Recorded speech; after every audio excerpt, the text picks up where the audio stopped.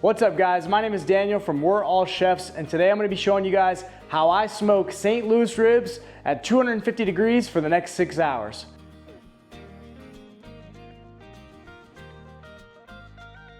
I think ribs are great for someone who wants to get into smoking meats.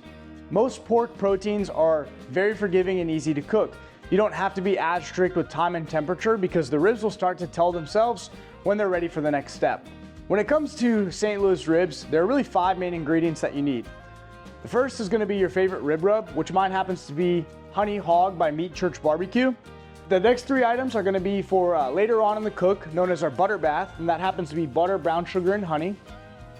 And the last thing you'll need is a rib glaze or barbecue sauce. Mine happens to be Blue Hog's original barbecue sauce seasoning. I think it tastes great. When it comes to prepping your ribs before throwing them in the smoker, there's only a few things that you need to do to get them ready for their first 3-hour cook. The number one and most important thing to do is remove the membrane from the back side of the ribs here. You'll see a nice thin membrane right here, and I learned a trick that with a paper towel, you basically just go to the wider side of the ribs and you start to peel this membrane back and just grip it with a paper towel. It's a lot easier to grip if you have a paper towel. Once you get it started, I recommend working your way up from bottom to top. That way you can make sure it comes off all in one piece. But once you've got it started, you really just grab it with the paper towel and start to peel the whole way back. And it should come off in literally one pull there. What I typically do after that is just go back and clean up some of maybe the loose strands that I might have missed that the membrane's a part of. Or the other thing that I like to do in preparation for my ribs is just take any sort of loose hanging meat that I know is going to burn off and just kind of trim it up. This doesn't have to be fancy. Like I said, for beginners, I think pork is a great thing to start off of because you're going to see the signs when it's ready for its next step or as they start to tenderize and really pull from the bones. But that's really all I'm going to do to the underside. What I am going to do here is you can see that there's one little rib that's kind of made it past the butcher. I'm just going to take that off. Now, as you can see on the top side of my ribs here, sometimes there will be like loose hanging fat that I might want to rip off, but I lucked out with this rack of ribs from Costco. I've got great marbling across the top here. I think that fat is really what makes the rib. I mean, that's where we get bacon from, right? That's what really makes these ribs kind of melt in your mouth and taste great. So there's honestly not a lot of work that I'm going to do to these ribs here.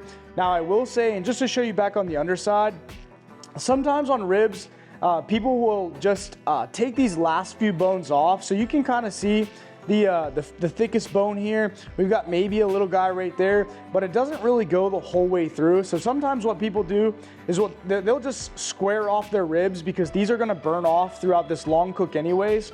So I'm going to do the same just to show you guys how the entire rack kind of comes out.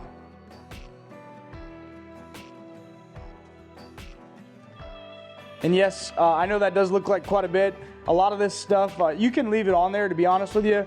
For me, it just burns, and I want to, for demonstration purposes, just show you how this is really comes to play with a full rack of ribs. Now, when it comes to seasoning your ribs, I personally like to use mustard as a binder. I don't really think that your binder has a ton to do with flavor. I've always kind of used mustard. I know some people just throw the rub right on there. The first thing I'm going to do is I'm going to rub my ribs completely down with mustard, both sides.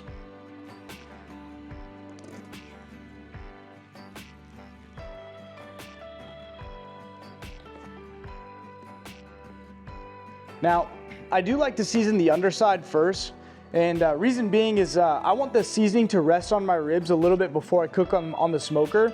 I'm still going to season the underside just as heavy as I would the top side. I think that's important that we make sure our ribs are completely coated in flavor. And when it comes down to Honey Hog's barbecue seasoning, I think this stuff is fantastic. So I really just kind of coat it on there, make sure I got everything covered. I might pat it down a little bit just to make sure that that rub is really sitting in. And again, I'm going to season my top side last, just because as I get my smoker ready and prepped, I really want this seasoning to sit in, and you'll start to see the color that it brings out. Now, these are no competition style ribs. These are just for your everyday cookout. Maybe you're having some people over, you're having some friends over, and you want to do something a little extra. What's awesome about these ribs is that they're gonna have still really good color. For me, as I lay this seasoning on heavy, you'll see as it starts to stick, it will really bring out the color itself. So again, I've done a pretty thick, heavy seasoning coat on top. I wanna make sure those ribs have a lot of good seasoning and a lot of good flavor in there as they get ready for their 3-hour cook. So now that I've got my ribs fully seasoned, this is when we take the ribs and we're gonna start our first 3-hour part of the cook. The first 3 hours are really just allowing the ribs to grab the smoke, get some color, get some bark on them before we wrap them and put them in some tin foil with our butter and let them sit. So I'm gonna go ahead and get these on the Bison here, show you guys my big pit in the backyard and go from there.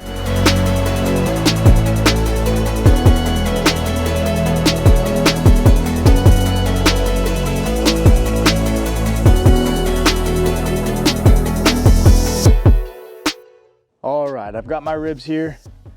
As you guys can see, they really look great in color. They're starting to get nice and red, just kind of how we thought they would after sitting on that seasoning. I've got my Bison here, my 250-gallon smoker. All I'm gonna do is lay these guys down right across the middle there, and I'm gonna let them get their smoke for roughly about 3 hours. So it's about 9:30 in the morning here. We're gonna let these guys sit before we wrap them.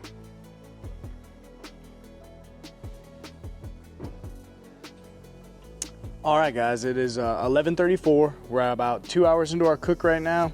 What I'm gonna do is I'm gonna check these ribs out. I've only taken a sneak peek at them one time about the 1 hour in, just as I was checking the temperature of my smoker. But you're gonna start to see some of the signs that we look for before wrapping our ribs in the butter bath. So hopefully we'll start to see some of the bones here, but I don't anticipate much. Here it is.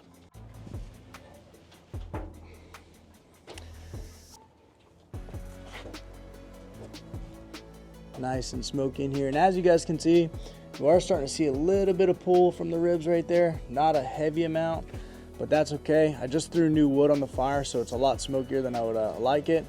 But again, you can see some of the racks there. I've added some others to the cook. This was the original rack that we started with, so this middle guy here. I definitely don't think they're ready to be wrapped. They got about an hour left. I do like how the bark is. I still think they are looking pretty good. We'll check back up in an hour. All right, guys, it's been a little over 3 hours. I've just taken my ribs off the smoker here. They look absolutely fantastic.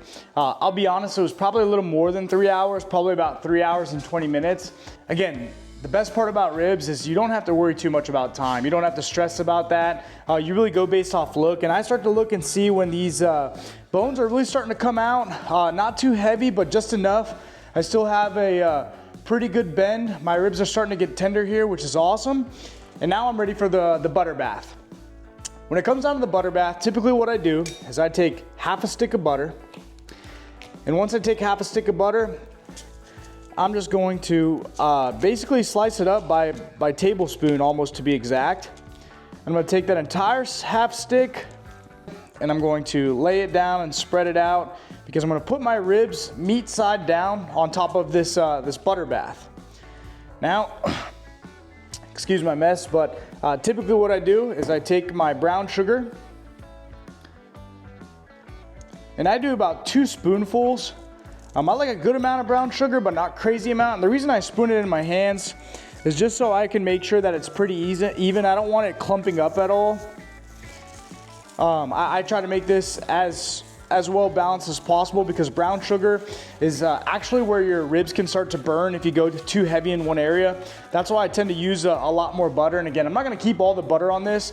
This is just really to steam the ribs and give them a chance to just, absorb some of this good stuff. And lastly, I'm gonna finish it off with some honey. I typically warm my honey up just so it flows a little bit smoother and I get a well-balanced pour. Again, I go pretty heavy with that too. And it doesn't have to be pretty. Again, these are ribs, they're very forgiving. This is a home style cook. All I'm doing is laying my ingredients down. Some people actually at this point like to put some more rub. I typically don't do that. What I do is I lay my ribs down, meat side down, rib side up. And all I'm gonna do is wrap them. To make it easy, I just fold both long ends over.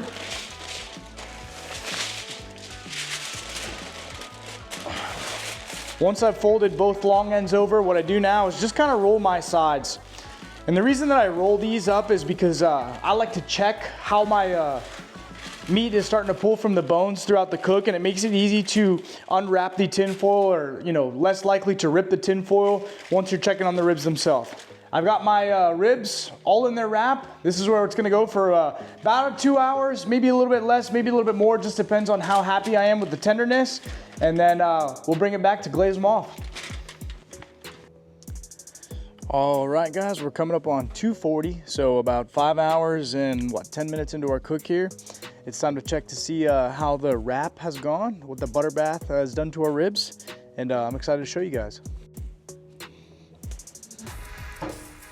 All right, guys, I'm gonna try and do this with one hand, so bear with me. All right, guys, as you can see, our ribs are really starting to come off those bones. Now remember, I don't want those bones to fall out, actually. I want them to just be nice and tender, so that way with one bite they all come off, but I don't necessarily want the bones pulling out. I think they're ready for our glaze. All right, guys, we've just taken our ribs off the smoker after the close to 2 hour butter bath. It was just under 2 hours. I'm probably about 5 hours and 20 minutes into the cook. I ran about 3.5 hours on the unwrapped. So an hour and 40 minutes roughly wrapped. I'm really happy with the way that my ribs are starting to look. Now what I'll say is, don't burn yourself here.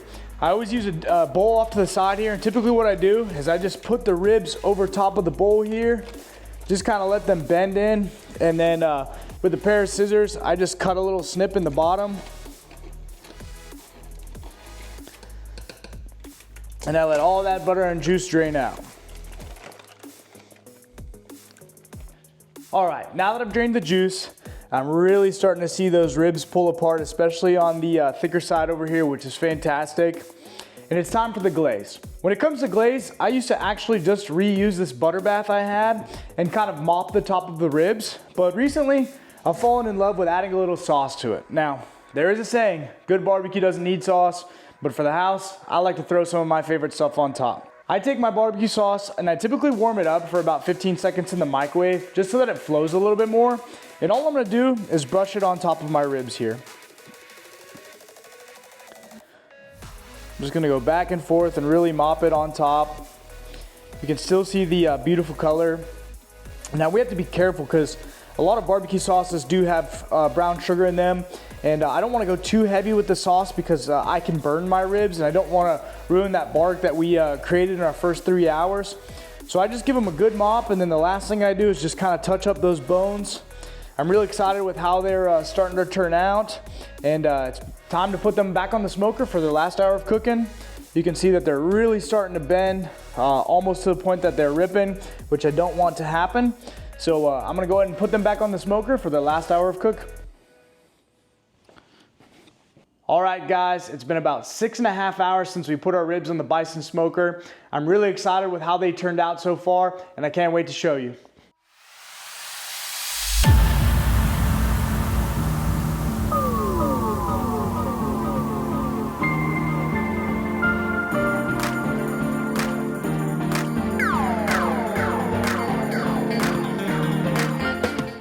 I am very excited with how these look. I hope you guys enjoyed that video montage. Again, fantastic color, fantastic pull. And I'm just gonna cut right into these, in between each bone. And I'm just gonna show you guys. Y'all, thanks for sticking around. Here's the tenderness test.